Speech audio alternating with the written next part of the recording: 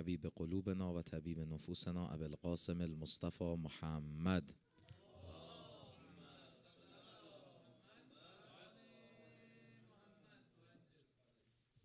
وعلى آل بيته الطيبين الطاهرين المعصومين سيما بقية الله في الأرضين ولعن الدائم على أعدائهم أجمعين من الآن إلى قيام يوم الدين. أما بعد, continuing with the letter of Imam Amir al-Mu'minin alayhi salam in the section of letters in Nahj Al-Balagha, letter number 31, the one that Imam alayhi salam is writing a letter as a letter of his will to his son Imam al-Mujtaba. Last night we covered the initial part. Let's skip to the good part. Yes, we'll do, inshallah, reach the good part. All of it is the good part. The very first part, Imam introduces himself not as Ali ibn Abi Talib, but as a father, and then describes the son not just as Hassan ibn Ali alayhim as-salam, but rather any son, and describes the life of this dunya in the most beautiful and artistic way one can ever describe. This was the initial part. On the second part, Imam Amir al-Mu'minin alayhi salam is telling us what is the purpose behind writing this letter. Inshallah, that we will cover tonight, and then we'll reach to the good part of it. All of it is good part. I'm making a joke on this, but let's see what Imam is saying. Recite a salawat, please. Allahumma salli ala Muhammad. Imam says, Amma ba'd. And then, فِيمَا تَبَيَّنْتُ مِنْ إِدْبَارِ الدُّنْيَا أَنِّي. Now you should know that what I have learned from the turning away of this world from me, from the idbar. Idbar comes from dubur, back. That this world has turned its back on me. I have reached the winter or the autumn or the fall season of my life. There's gray hair. Every time I visit the doctor's office, they tell me there's a new disease or new condition that you're having. My eyes are not as sharp and as good as it used to be. This time that I go to the vision exam or vision test to the optometrist, so on and so forth. These are all the signs of the idbar dunya, right? You feel that you're on the fall, you're on the decline. Everything is turning away. Oh, I used to be able to pick 10 kilograms. Now I can't even pick 5 kilograms. So on and so forth. Idbar dunya. That we all see the signs of it. Imam says, بعد أما بعد فإنما فيما تبينت من إدبار الدنيا أني, turning away of it, this world from me, وإقبال الآخرة إلي. See how beautifully Imam describes this? He says, the dunya has turned its back on me, and the akhirah, the hereafter, is onslaught, is welcoming me. وَجُمُوهِ الدَّهْرَ عَلَيْ. This part I skip, this, the onslaught of the time over me. Jumuh means, the Arabic speaking brothers, help me out. How do we translate jumuh? Jumuh. Jim, mim, wav, ha. Jumuh, not jumu'ah. Jumuh. Jamaha. In English, they call it onslaught. Let me see how they translate it in Farsi. It means sarkeshi, onslaught. Sarkeshi dunya. The onslaught of the word on me. How the world is trying to overcome me in different means. وَجُمُوهَ الدَّهْرَ عَلَيْ, the times over me. وَإِقْبَال, the welcoming or the turning face toward me of the hereafter. إِقْبَال الْآخِرَةَ إِلَيَّ مَا يَزَعُنِي أَنْ ذِكْرِ مَنْ سَوَاي. What does that mean? It is enough to prevent me from remembering anyone except myself. وَالْإِهْتِمَامِ بِمَا وَرَائِي, and from thinking beyond myself. This doesn't mean selfishness. Have you been on the plane? Right? On the very first moment before the journey starts, the crew members or the screen is going to explain or instruct you on the steps you should take in case of emergency. And they say to you what? They say that the oxygen masks are going to get dropped from the upper part or from the, from ahead of you when you're sitting. And then this is the thing you need to do. First, put on your own mask and then help others. Help everyone else. First, worry for yourself and then worry for others. This is a reality. If we get concentrated on our own faults, if we are focusing on our own problems and issues, this is a result. We get negligent of other people.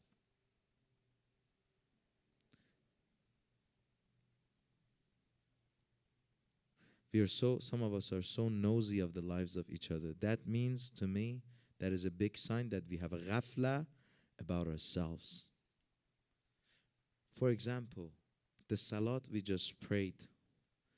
If at this point I'm concerned, how was my salat? Was it accepted or not? Will I have any room for thinking about others anymore? No. Did that brother divorce from that sister? That brother's first child is not coming to masjid. There's something wrong. This sister's hijab is becoming loose, so that means so. Come on.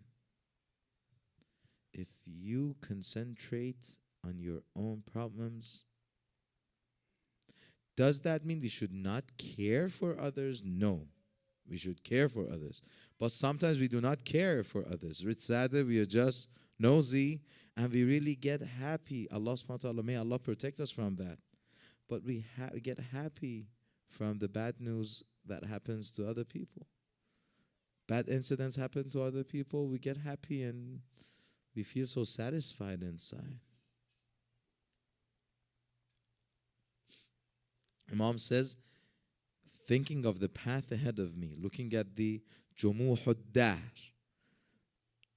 the onslaught at the time, looking at the iqbal al-akhirah, the welcoming of the hereafter to me, that my time is coming up, has done what to me?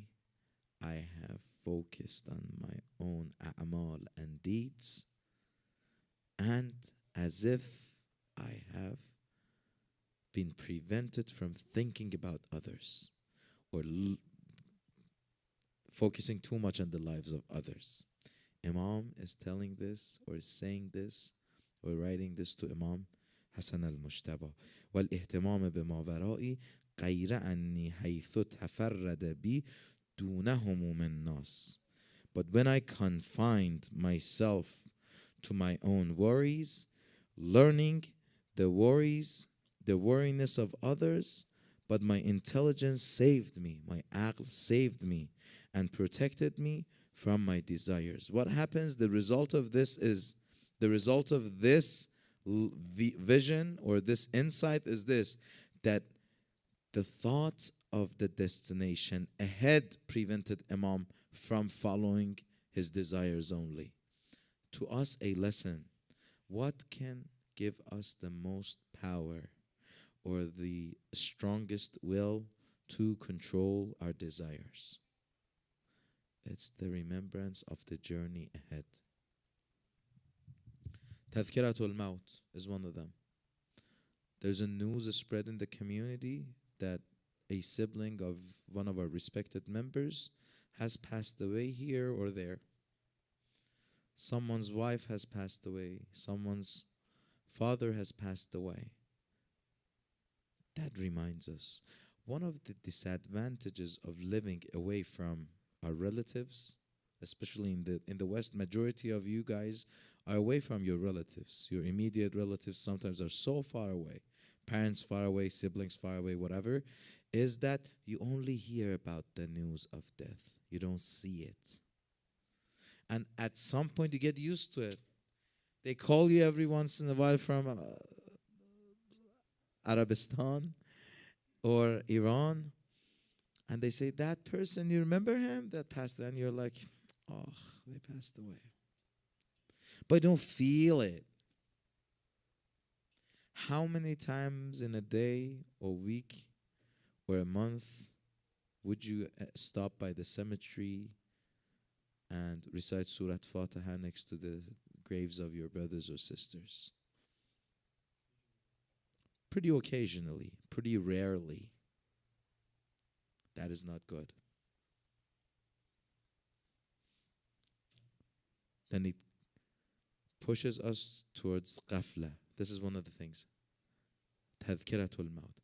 Hammu nafsi. Imam says, fasadafani wasarafani an hawai. Then it clarified to me this entire change of time and heading towards akhirah. Sadafani ra'i. It clarified to me that my affairs, it actually helped me to know myself better. Vasarafani an hawai. And made me become munsarif. Made me forget about my desires or be able to control them, not my desires controlling me. وصرح لي مهض أمري فأخذني بي إلى جد لا يكون فيه اللعب. Then it led me to the seriousness wherein there is no game. This is the akhirah. The Quran says what? وَمَا الْحَيَاةُ الدُّنْيَا إِلَّا لَعِبٌ وَلَهْوٌ. Imam says the opposite about the akhirah. إِلَى جِدٍ لَا يَكُونَ فِيهِ اللَّعِبٌ. To a seriousness that there's no game. Games are made by men and here in this dunya.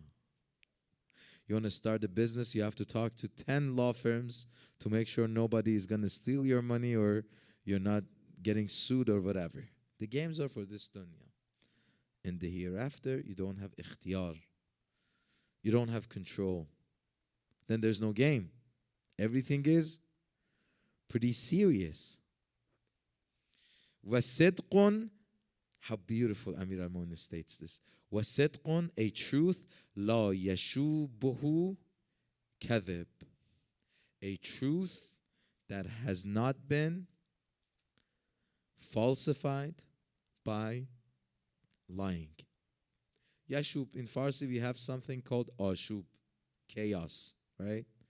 Ashub, chaos. La yashubuhu. Imam says, La sidqan la yashubuhu kadhib. That's what lying or dishonesty does to the sidq, right? It mixes everything up. It complicates things. وَوَجَدْتُكَ حَبِيبي, my son. وَوَجَدْتُكَ بَعْذِي. I found you to be part of me. بَل, even higher. بَل وَجَدْتُكَ كُلِّي. Oh my dear son, I found you not just a part of me, rather I see you as whole to be the entirety of me. You are me. To my dear son, Hassan, my beloved Hassan, you are completely me. If anything befalls on you, it's as if it befell on me. Brothers and sisters, if you do well, your parents in this dunya, if they're alive and if they're with us, they become happy. If you are praying, if you are doing your wajibat, if you're staying away from the haram, you're doing the best service to them. If your parents are good parents, if they know the value of what you do, if they are not with us in this dunya, if they have passed away already, the best khairat to do for them is to be what? It's not to spend money in the masjid. It's good to do so. It's not to sponsor iftar. It is good to do so, but with one condition: to be a waladus salih, a good child for them. When you commit sin, let's say this. Imagine your daughter calls you and says, Baba, I have certain issues with my husband. The issues and the fights or arguments they might have might fade away, but the father will fear death in terms of worriness and concerns. If your son doesn't do well, or if your daughter doesn't do well in their lives, you feel the burden of the pain even more. And think of it in the spectrum of akhirah and hereafter. Imagine on the hereafter, our parents see us, they're in the heaven, and they see that we are getting guided towards. Inshallah, that will not happen. How bad would they feel at that moment? Imam says to his son, and this is the feeling of any healthy parent, that they see their children as the replication of themselves. They want only good for them. And Imam says, وَوَجَدْتُكَ بَعْذِي بَلْ وَجَدْتُكَ كُلِّي, found you to be my entirety. حَتَّى كَأَنَّ شَيْئًا لَوْ أَصَابَكَ أَصَابَنِي, to the extent that if something hits you or befell on you, it has befell me, it has hit me. وَكَأَنَّ الْمَوْتِ لَوْ أَتَاكَ أَتَانِي. Peace and blessings be upon the parents of the shuhada. How they felt from the beginning of Islam to this point. Imam says, it is as if your death comes before me. It's as if I have died. فَأَنَانِي مِنْ أَمْرِ كَمَا يَعِينُنِي مِنْ أَمْرِ نَفْسِي, and therefore I counted your affairs to be the same as my affairs. من أمر نفسي فكتبت إليك مستظهرا به. Then I wrote to you this clear letter and this message, which might be the last message of my life to you, oh my dear son. إن أنا بقيت, if I remain, or like بقيت لك, if I remain for you, أو فنيت, or cease to exit from the life of this dunya. فإني, this is the good part. We didn't skip to the good part. We reached the good part. And with this, I'm going to finish tonight. I'm not going to make you tired because we are almost near 10. Inshallah, we're going to, Dr. Ishraqi, tonight we are going to surprisingly give some time for QA after this speech as well. Alhamdulillah. Recite a salawat.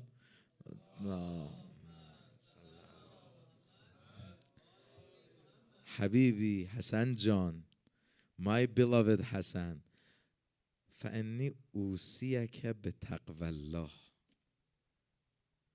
After all these long, beautiful description of the life of dunya, who he was, who his dearest son to him was, and then the situation that he is in, then Imam says, Ya Hassan, my beloved son, I advise you to be God-fearing, to uphold taqwa.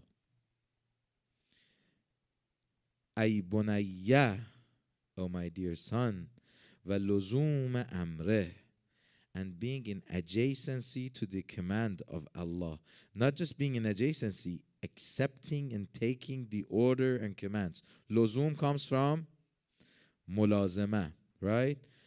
Wa wujub, same thing. See it as a duty. His commands should be the most prior to you, the commands of Allah. Amir al-Mu'minin wrote this letter not only to Imam Hassan. Don't you say to Lady Fatima to Zahra, you're my mother? And didn't the Holy Prophet said, Ana wa Aliyun abawa hadhihi al-ummah? I and Ali, or Ali and I, are the fathers of this nation. Amir al-Mu'minin alayhi salam has written this letter to us. Usika. If Amir al-Mu'minin wanted to tell us something, a piece of advice, Ya Amir al-Mu'minin, what would you say?